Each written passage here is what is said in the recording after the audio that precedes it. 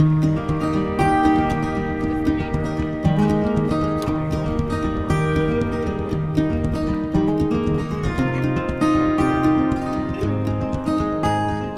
municipality of Ensenada, it's the largest in the country. What I mean by that is the territorial extension of Ensenada is 52,000 square kilometers. Driving from one end to the other is 16 hours of driving. So that gives you an idea of how dispersed the people are in this municipality. Most of the people are in the rural areas. There aren't too many jobs, so it's not an easy circumstance that people live here.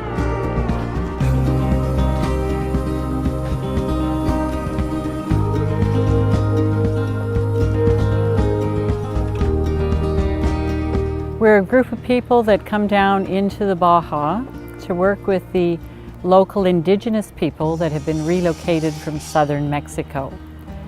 We came with the intent of building homes and schools, as well as helping with medical needs, though 90% of our focus has been around building schools. The only equalizer in poverty is education.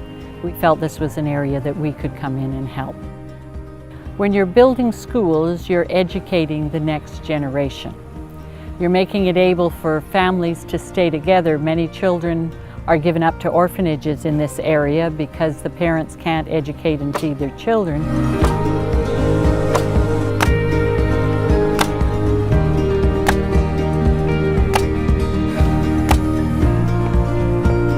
Well, on this trip we're coming down and we're going into a community where they need what they call their telesecondary.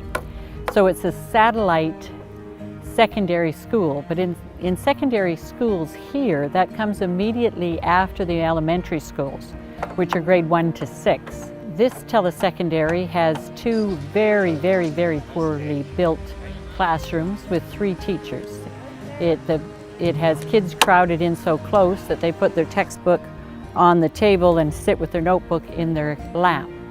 And so we're splitting the classroom that has the 2 classes in. Unfortunately, we're not replacing the 2 buildings that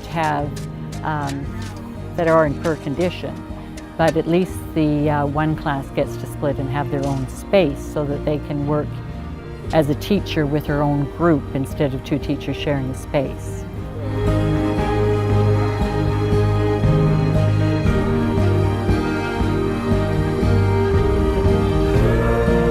When we're down here working, the people that come from Canada, and we have a handful that come from the States, but most of our group from Canada, they come down and work diligently and hard each day.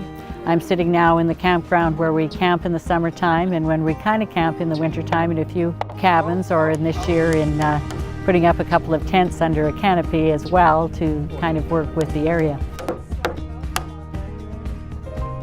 It's not fancy, but from my perspective, there's nothing wrong with where we stay, and your tent is however good the one is you brought down.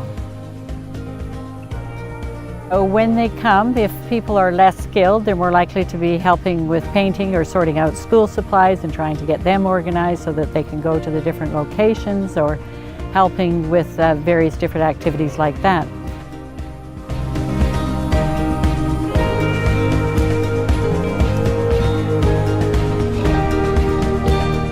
Once the parents see good classrooms and reasonable supplies in the classroom, because we do try to bring classroom supplies, that they feel that education is more valued.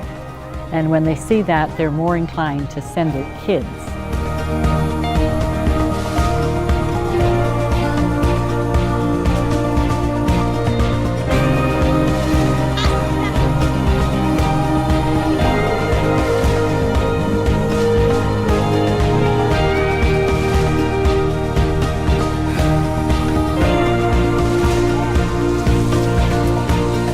Well, I do feel when you come into an area, you need to be very careful to think you're the expert on the area.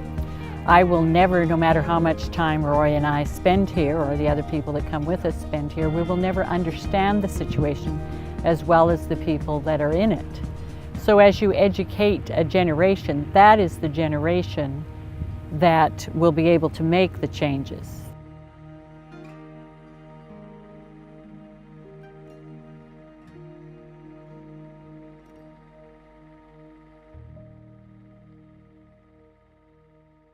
I just want to make a little bit of a presentation. I really appreciated all the work. I am going to deem Matt the most valuable player.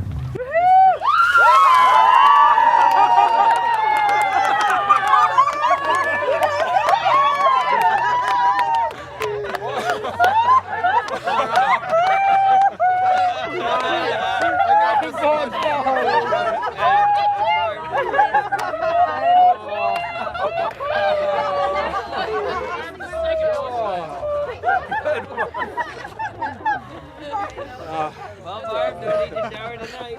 I got more than you. You deserve to be, Barb.